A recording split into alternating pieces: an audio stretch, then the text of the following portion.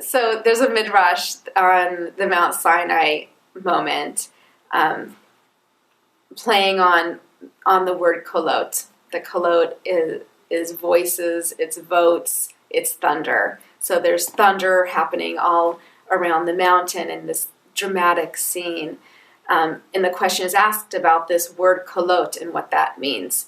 And one interpretation is that the kolot weren't just thunders, that they were actually voices coming from God. It still wouldn't make that much sense that it's plural, because it should just be kol, it should be the voice of God. But it's plural because that voice comes down in so many different ways that everybody standing at the mountain hears the voice of God in his or her own way. And the text goes on to say that the children hear it differently than the elderly, and women hear it differently than men. Depending on where one is in life, they're going to hear that voice in a different way.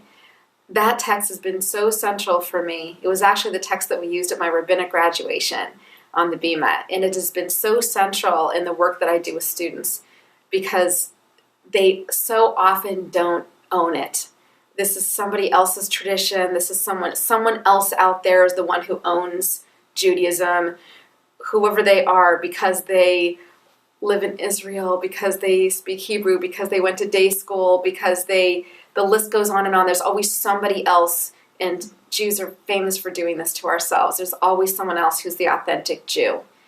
And I use this text all the time because I want them to hear that they stood there. In our tradition, our rabbis were clear that it wasn't just that generation, it was every generation to come after. So they were standing there as much as Maimonides was standing there, as much as I was standing there, and that they hear that text and that they own it.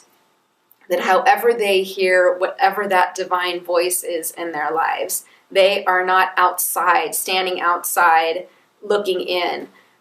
They're within. So what are they going to do about it now? What are we going to do about it now, since we're all part of that story?